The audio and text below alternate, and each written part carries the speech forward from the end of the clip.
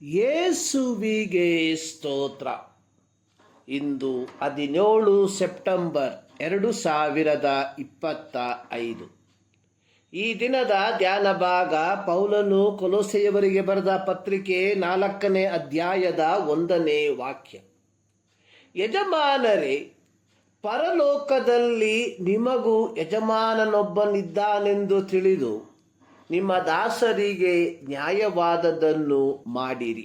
ಪೌಲನು ಎಫೆಸ ಸಭೆಯಲ್ಲಿದ್ದ ಯಜಮಾನರಿಗೆ ಬರೆದಿರುವಂಥದ್ದು, ಪರಲೋಕದಲ್ಲಿ ನಿಮಗೂ ಅವರಿಗೂ ಯಜಮಾನನಾಗಿರುವಾತನು ಇದ್ದಾನೆಂತಲೂ ಆತನಲ್ಲಿ ಪಕ್ಷಪಾತವಿಲ್ಲವೆಂತಲೂ ತಿಳಿದು ನಿಮ್ಮ ದಾಸರನ್ನು ಬೆದರಿಸುವ ಪದ್ಧತಿಯನ್ನು ಬಿಟ್ಟು ಬಿಡಿರಿ. ಎಫೆಸ ಪತ್ರಿಕೆ 6ನೇ ಅಧ್ಯಾಯ 9ನೇ ವಾಕ್ಯ. ಯೇಸು ಕ್ರಿಸ್ತನನ್ನು ಅಂಗೀಕರಿಸಿರುವ ಗುಲಾಮರು ಅಥವಾ ದಾಸರು ತಮ್ಮ ಯಜಮಾನರಿಗೆ ಸಲ್ಲಿಸಬೇಕಾದ ಕರ್ತವ್ಯದ ಕುರಿತಾಗಿ ವಿವರಿಸಿ ಬರೆದ ನಂತರ ಈಗ ಪೌಲನು ಯಜಮಾನರು ತಮ್ಮ ಗುಲಾಮರಿಗೆ ಅಥವಾ ದಾಸರಿಗೆ ಮಾಡಬೇಕಾದದ್ದನ್ನು ಕುರಿತು ಹೇಳುವಂತವನಾಗಿದ್ದಾನೆ. ಗುಲಾಮರನ್ನು ಮನುಷ್ಯರನ್ನಾಗಿ ಕಾಣದ ಕೇವಲ ಒಂದು ಜೀವಂತ ವಸ್ತುವಾಗಿ ಪರಿಗಣಿಸಲ್ಪಟ್ಟಿದ್ದ ಕಾಲದಲ್ಲಿ ಪೌಲನು ಕೊಲೊಸ್ಸೆ ಎಫೆಸೆ ಸಭೆಯ ವಿಶ್ವಾಸಿಗಳಲ್ಲಿದ್ದ ಯಜಮಾನರಿಗೆ ಪ್ರಬೋಧಿಸುವಂಥದ್ದು, ನಿಮ್ಮ ದಾಸರಿಗೆ ನ್ಯಾಯವಾದದ್ದನ್ನು ಮಾಡಿರಿ. ನ್ಯಾಯವಾದದ್ದು ಎಂಬ ಪದಕ್ಕೆ ಪೌಲನು ಬಳಸಿರುವ ಗ್ರೀಕ್ ಪದ ಡಿಕಿಯೋಸ್, ನ್ಯಾಯಯುತ ಅಥವಾ ದೇವರಿಂದ ಅನುಮೋದಿಸಲ್ಪಟ್ಟ ನ್ಯಾಯಕ್ಕೆ ಅನುಸಾರವಾಗಿ ಅಥವಾ ದೇವರ ದೃಷ್ಟಿಯಲ್ಲಿ ನ್ಯಾಯಯುತವಾಗಿ ತೋರುವ ಪ್ರಕಾರ. ಯೆಹೋವನು ಮೋಶೆಯ ಮೂಲಕ ಇಸ್ರಾಯೇಲ್ಯರಿಗೆ ಕೊಟ್ಟಂತಹ ಒಂದು ನ್ಯಾಯವಿಧಿ ಯಾಜಕಕಾಂಡ 25ನೇ ಅಧ್ಯಾಯದ 39ರಿಂದ 46 ವಾಕ್ಯಗಳಲ್ಲಿ ಕಾಣುವಂಥದ್ದು, ನಿಮ್ಮಲ್ಲಿ ಒಬ್ಬ ಸಹೋದರನು ಬಡವನಾಗಿ ತನ್ನನ್ನು ಮಾರಿಕೊಂಡರೆ ಅವನನ್ನು ಗುಲಾಮನಂತೆ ನಡೆಸಬಾರದು, ಬದಲಿಗೆ ಕೂಲಿಯವನಂತೆ ಕೆಲಸಗಾರನಂತೆ ಪರಿಗಣಿಸಬೇಕು. ಅವನಿಂದ ಕಠಿಣ ಸೇವೆ ಮಾಡಿಸಿಕೊಳ್ಳಬಾರದು.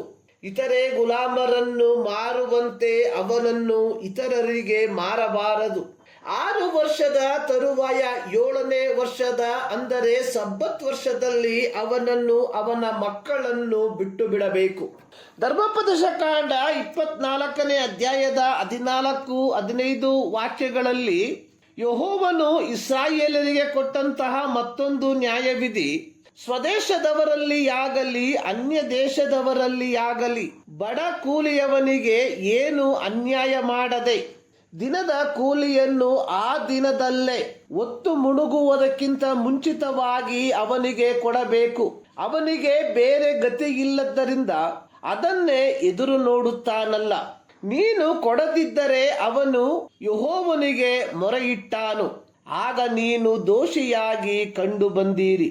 ಯೆಹೋವನು ಇಸ್ರಾಯೇಲ್ಯರಿಗೆ ಹೇಳಿರುವಂಥದ್ದು, ನೀವೇ ಐಗುಪ್ತದಲ್ಲಿ ದಾಸರಾಗಿದ್ದಾಗ ನಿಮ್ಮನ್ನು ನಾನು ಬಿಡುಗಡೆ ಮಾಡಿದ್ದನ್ನು ನೆನಪು ಮಾಡಿಕೊಂಡು ನೀವು ಗುಲಾಮರನ್ನು ಪರದೇಶಿಗಳನ್ನು ಪ್ರೀತಿಸಿ ಅವರನ್ನು ನ್ಯಾಯಯುತವಾಗಿ ನೋಡುವಂತವರಾಗಿರಬೇಕು. ರೋಮನ್ ಸಾಮ್ರಾಜ್ಯಶಾಹಿಯ ಕಾಲದಲ್ಲಿ ಗುಲಾಮಗಿರಿಯು ವ್ಯಾಪಕವಾಗಿ ವ್ಯಾಪಿಸಿದ್ದು ಗುಲಾಮರನ್ನು ಯಾವುದೇ ಕಾನೂನು ಹಕ್ಕುಗಳಿಲ್ಲದ ಜೀವಂತ ವಸ್ತುಗಳಾಗಿ ಕಾಣುತ್ತಿದ್ದರು. ಗುಲಾಮರ ಕುಟುಂಬ ಸದಸ್ಯರನ್ನು ಬೇರೆಯವರಿಗೆ ಮಾರಾಟ ಮಾಡುವ ಅಂದರೆ ಕುಟುಂಬವನ್ನು ಬೇರ್ಪಡಿಸುವ ಅಧಿಕಾರವು ಯಜಮಾನರಿಗೆ ಕೊಡಲ್ಪಟ್ಟಿತು. ಕೊಲೊಸೆ ಮತ್ತು ಎಫೆಸ ಪಟ್ಟಣದಲ್ಲಿದ್ದ ಯಜಮಾನರು ಕಾನೂನಿನ ಅಡಿಯಲ್ಲಿ ತಮ್ಮಲ್ಲಿದ್ದ ಗುಲಾಮರನ್ನು ನಡೆಸಿಕೊಳ್ಳುವಂತವರಾಗಿದ್ದರು. ಇಲ್ಲಿ ಪೌಲನು ಯಜಮಾನರಾದ ಕ್ರೈಸ್ತ ವಿಶ್ವಾಸಿಗಳಿಗೆ ಹೇಳುವಂಥದ್ದು, ದೇವರ ದೃಷ್ಟಿಯಲ್ಲಿ ನ್ಯಾಯಯುತವಾಗಿ ತೋರುವ ಪ್ರಕಾರ ನಿಮ್ಮ ದಾಸರಿಗೆ ನ್ಯಾಯವಾದದ್ದನ್ನು ಮಾಡಿರಿ. ಪೌಲನು ತನ್ನ ಬರವಣಿಗೆಯ ಮೂಲಕ ಮುಂತಿಳಿಸಿರುವ ಆಧ್ಯಾತ್ಮಿಕ ಸತ್ಯದ ಪ್ರಕಾರ ಪ್ರತಿ ಕ್ರೈಸ್ತರು ಜೀವಿಸುವಂತವರಾಗಿದ್ದರೆ ಫಲಿತಾಂಶವು ಅಚ್ಚರಿಯಾಗುತ್ತಿತ್ತು. ಹೆಂಡತಿ, ಗಂಡ, ಮಕ್ಕಳು, ಪೋಷಕರು, ದಾಸರು ಹಾಗೂ ಯಜಮಾನರು ಕ್ರಿಸ್ತನ ಅಡಿಪಾಯದಲ್ಲಿ ಜೀವನವನ್ನ ಜೀವಿಸುವಂತವರಾದರೆ ಪ್ರತಿ ಕ್ರೈಸ್ತನು ನಿಜಕ್ಕೂ ಕತ್ತಲೆಯಲ್ಲಿ ಹೊಳೆಯುವ ದೀಪಗಳಾಗುತ್ತಾರೆ. ಸುವಾರ್ತೀಕರಣಕ್ಕೆ ಇದಕ್ಕಿಂತಲೂ ಸುಲಭವಾದ ಬೇರೆ ಮಾರ್ಗಗಳಿಲ್ಲ. ಪ್ರಿಯರೇ, ನಾವು ನಿಜವಾಗಲು ಕತ್ತಲೆಯಲ್ಲಿ ಹೊಳೆಯುತ್ತಿರುವ ದೀಪಗಳ ಈ ಮುಂಜಾನೆಯಲ್ಲಿ ಸರ್ವಶಕ್ತನಾದ ದೇವರು ಈ ಅಧ್ಯಯನದ ಮೂಲಕ ನಿಮ್ಮನ್ನು ಆಶೀರ್ವದಿಸಲಿ.